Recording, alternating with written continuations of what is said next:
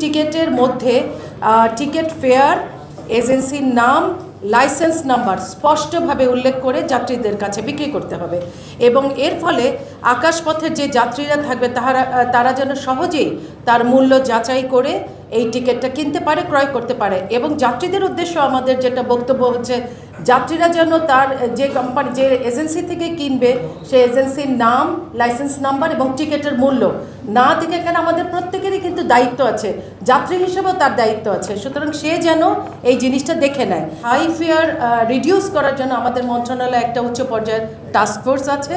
এই টাস্কফোর্সে আমাদের মাননীয় উপদেষ্টা মহোদয় আছেন যে এই টাস্কফোর্সকে আরও কীভাবে অ্যাক্টিভ, সক্রিয় করা যায় সেটার উপর আমরা খুব কঠোরভাবে আমরা কাজ করছি। এছাড়া আপনারা আমাদের জানেন যে ট্রাভেল এজেন্সি একেবারে ব্যাঙের ছাতার মতো বিভিন্ন জায়গায় গজায় যায়, যাদের কোনো রকম লাইসেন্স নেই, নিবন্ধন নাই। এই লাইসেন্সবিহীন সমস্ত ট্রাভেল এজেন্সি তো সারা বাংলাদেশে, আমরা এরই মধ্যে সকল জেলা প্রশাসকদেরকে লাইসেন্সবিহীন ট্রাভেল এজেন্সিদেরকে মোবাইল কোড দিয়ে যেন ধরতে পারে সেই জন্য আমরা অলরেডি অনুরোধ জানিয়েছি এবং ইতোমধ্যে আমাদের কিছু কিছু জেলা প্রশাসক অলরেডি মোবাইল কোড শুরু করেছে। এবং অনলাইন ট্রাভেল এজেন্সি যেহেতু এখন একটা বড় ফ্যাক্টর হয়ে দাঁড়িয়েছে, আমরা তাদের জন্য যাতে সরকারের সরাসরি নজরদারিতে আসে এবং তাদের জন্য সরাসরি আমরা যাতে পর্যবেক্ষণ করতে পারি, আমরা এরই মধ্যে একটা খসড়া গাইডলাইন করেছি এবং এটা নীতিমালার আওতার মধ্যে ইনক্লুড করা হবে। আমাদের সেবার স্বচ্ছতা নিশ্চিতকরণের জন্য আপনারা জানেন আমাদের মন্ত্রণালয়ে ট্রাভেল এজেন্সি ম্যানেজমেন্ট সিস্টেম আছে, যেটাকে আমরা ওট্যামস বলি। এই ওট্যামটার মাধ্যমে ট্রাভেল এজেন্সিরা তাদের নিবন্ধন, রিনিউয়াল সব কার্যক্রম করে থাকে। এই ওট্যামস সফটওয়্যারটাকে আরও কীভাবে যুগোপযোগী করা যায়, আরও কীভাবে ফ্রেন্ডলি করা যায়, ইউজার ফ্রেন্ডলি করা যায়, সেই জন্য ইতিমধ্যে আমরা কথা বলেছি ডিজিটাল সিস্টেমের সাথে। তো দেখা যাবে যে এইটাকে আমরা আরও আধুনিক করতে পারবো। সিন্ডিকেটের বিরুদ্ধে কঠোর আইনি পদক্ষেপ নেওয়ার জন্য আপনি জানেন যে সম্প্রতি আমাদের মাননীয় উপদেষ্টা মহোদয়, আমরা ধারাবাহিকভাবে প্রত্যেক স্টেক হোল্ডারকে ছাড়া কিন্তু আপনি এই বাজারটাকে আসলে নিয়ন্ত্রণ বলেন, পর্যবেক্ষণ বলেন, মনিটরিং বলেন, এটা সম্ভব হবে না।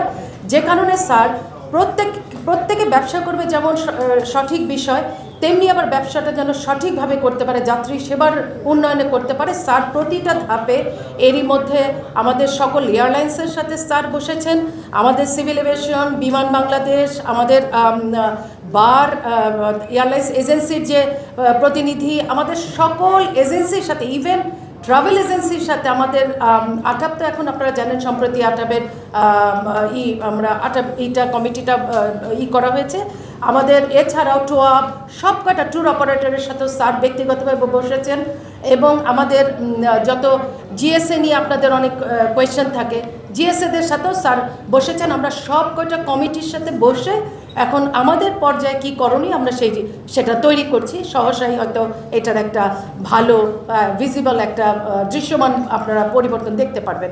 এছাড়াও আমাদের জানেন যে আমাদের যেহেতু কক্সবাজার একটা মেইন ট্যুরিজম হাব, সেই কক্সবাজারে মাঝে মাঝে আপনাদের মাধ্যমে বা আমরাও জানতে পারি যে ওখানে অনেকেই সাঁতার জানে না, কিন্তু ডুবে যায়। এটাও আমাদের একটা কনসার্ন। এইটার উপরে আমরা অলরেডি ইতোমধ্যে আমরা একটা আপনাদের মাধ্যমে প্রেস রিলিজ আমরা দিয়েছি। আপনারা আজকেই হয়তো সেই প্রেস রিলিজটা প্রকাশ করবেন। তারপরেও আমরা বলি যে আমরা সুনির্দিষ্টভাবে বলে দিয়েছি, কারণ ওইখানে যত হোটেল, মোটেল, রিসোর্ট আছে তাদের যেন বাধ্যতামূলকভাবে তাদের এই ড্রাইভার থাকে, তাদের এই গেস্ট হাউস, রিসোর্ট আবশ্যিকভাবে প্রযুক্তের লাইফ জ্যাকেট যেন সরবরাহ করে, লাল নিশান থাকলে যেন এই যখন বিপজ্জনক সিগন্যাল থাকবে সেই সিগন্যালে না নামে, এরকম দৃশ্যমান সব জায়গায় এইগুলো আমরা ব্যাপকভাবে প্রচারের ব্যবস্থা নিয়েছি। এছাড়াও আপনারা জানেন যে আমাদের একার পক্ষে গভর্নমেন্ট পলিসি করবে, আর এই পলিসিকে কার্যকর করার জন্য আপনাদের ভূমিকাটা কিন্তু অত্যন্ত সক্রিয়। দেখা যায় আমরা প্রেস রিলিজ দেই, আপনারা সাথে সাথে প্রচার করেন, তারপরে আপনারাও সরে যান। এটার আসলে একটা কন্টিনিউয়াস মনিটরিং দরকার। আপনাদেরকেও আজকে আমি স্যারের অনুমতি নিয়েই বলছি যে আমরা চলেন সকলে মিলে, দেশটা আমাদের সকলের, আমরা সকলে মিলে যার যার অবস্থান থেকে আমাদের যতটুকু দায়িত্ব পালন, এই টিকিট সিন্ডিকেট বন্ধ করতেই হবে।